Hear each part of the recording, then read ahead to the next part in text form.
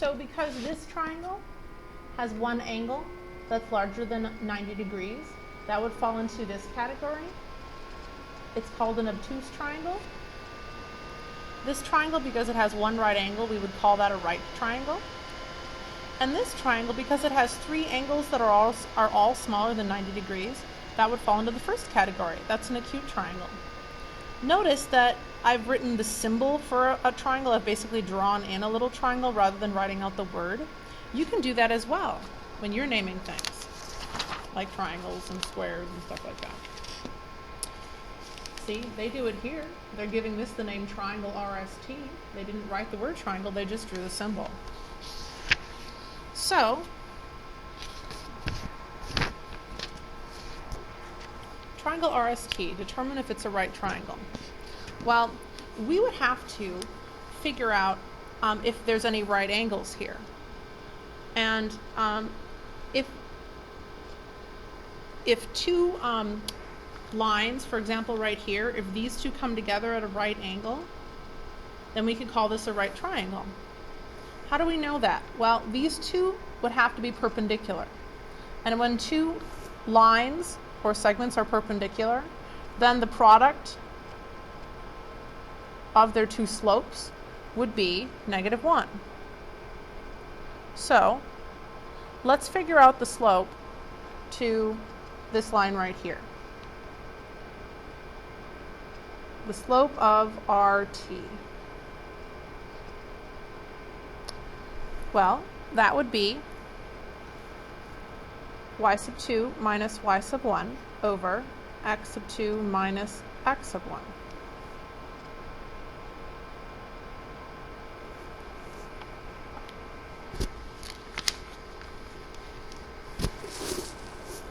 So that would be -4 over 6, because this would be adding a +3, so 3 plus 3 is 6.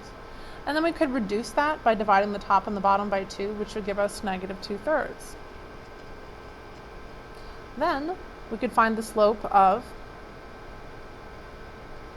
the other line, which would be this little segment here from S to T. That would be y sub 2 minus y sub 1 over x sub 2 minus x sub 1, which again would give us plus a positive here, so 2 plus 1 is 3. 5 take away 3 is 2.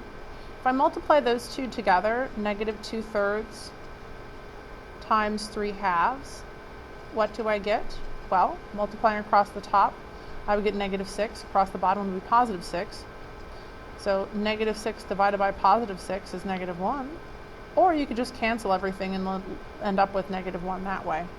But yeah, it turns out that these two slopes do multiply together to be -1. So it turns out that this corner is indeed a right angle. This line and this line come together perpendicularly. So this is a right triangle.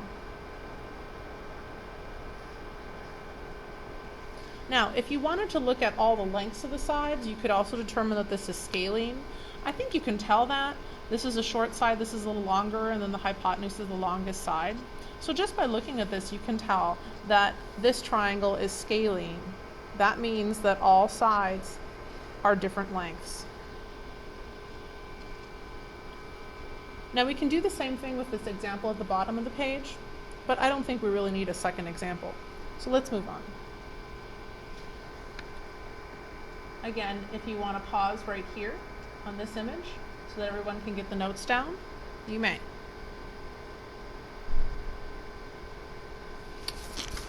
Okay, moving on. Theorem 4.1 is saying that the sum of the measures of all the interior angles always adds up to 180 degrees. And I know you guys know that. So can we use that to find things we don't know? Absolutely. So, for example, if this is 90 and this is 2x and that's 1x, we could say that 90 plus 2x plus 1x, that's this guy down here, would total up to 180 degrees. So we could add these two together and then subtract 90 on both sides, and then divide by 3, and x would be 30. Now, finding the value of x, okay, that's 30, but how could we classify this triangle?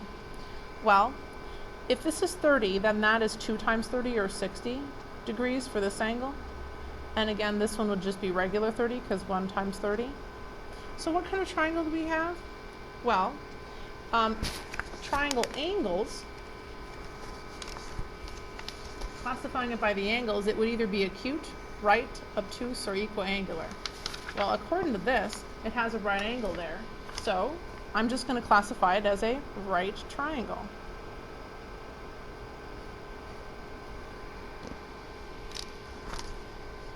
On number 12, well, again, all 3 of these angles adds up to 180 degrees, so 2x plus 3x plus 55 would give you 180 degrees.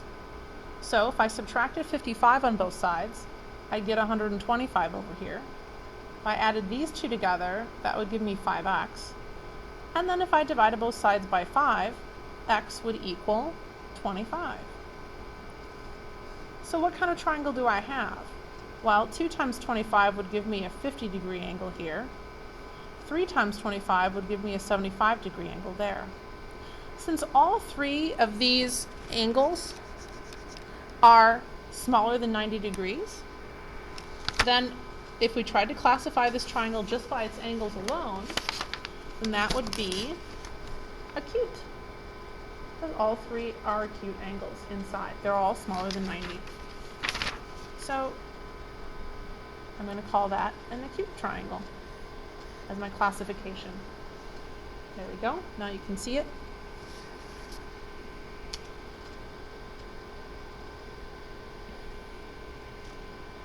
Now, theorem 4.2 is an exterior angle theorem. Now remember what I told you. When 2 sides come together like this, the exterior angles would be this one right here, and then that one right there. So, it says in this theorem that the measure of an exterior angle of a triangle is equal to the sum of the measures of the 2 non-adjacent interior angles. So we're talking about this interior angle and that interior angle. So, adjacent means next to, so these 2 interior angles are not next to that exterior angle.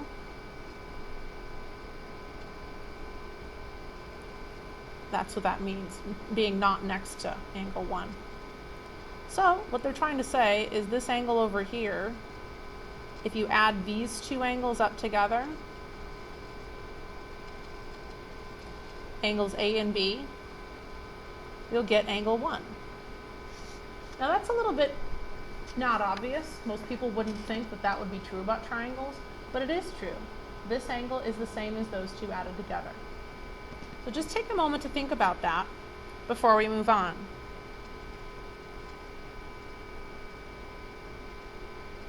And it works for any corner. You could do this on a triangle.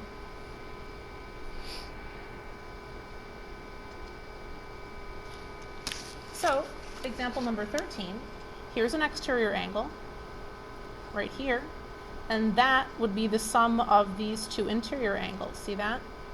So x would be the same as 50 plus 70, or 120 degrees.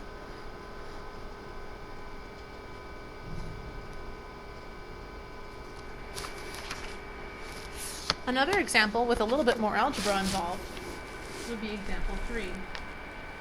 They didn't quite give you the full diagram, so I'll draw that back out. Here we go. So, what we have is an exterior angle right here, and then a couple interior angles. This one they called x, and this one is 73. So these 2 interior angles are not next to that exterior angle, which means that if I add up 73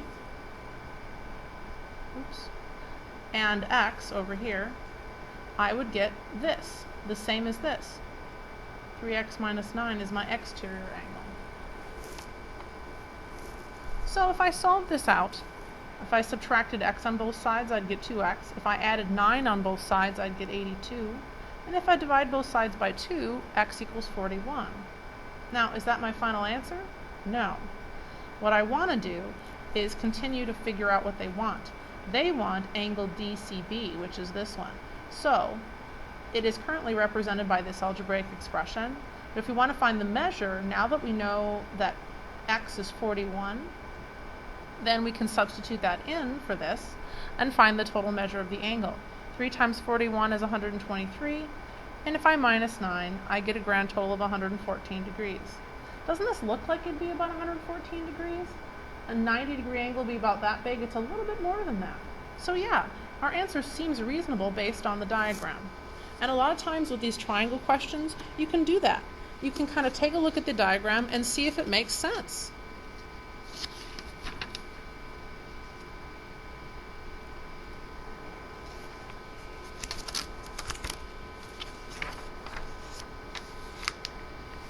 Okay.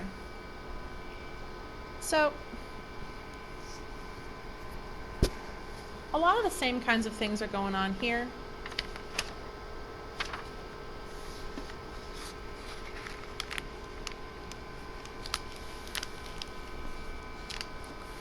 Let's see what we can do with these.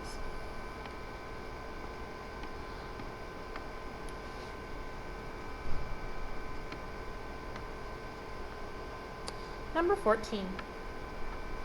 Here's my exterior angle right here. That would be the same as the sum of those two added together. So, I would say that 3x minus 22 is the same as 80 plus x. If I subtract x on both sides, I get 2x. If I add 22 on both sides, I get 102. Dividing both sides by 2, x equals 51. Well, they want us to find the measure of the exterior angle. So, again, I'm not quite done yet. I'm going to take my 51 and I'm going to substitute it right here. So the exterior angle looks like a pretty big one, bigger than 90 for sure. If I multiply, I get 153, and if I subtract 22, I get 131 degrees. Yep, bigger than 90, smaller than a half circle. Yeah, 131 degrees. So, how about this one? This is my exterior angle here, and this would be my interior angles. So, this, 4x plus 8, would have to be the same as these two added together. 2x plus 3, and adding the 51. So, if I subtract 2 on both sides, I get 2x over here. If I subtract 8 on both sides, I end up with 46 on this side. So dividing both sides by 2 gives me 23, but that's not my final answer. They want to know what the size of the exterior angle is. So I'll go ahead and substitute the 23 up in here, right there, for x, and multiply. So that gives me 92.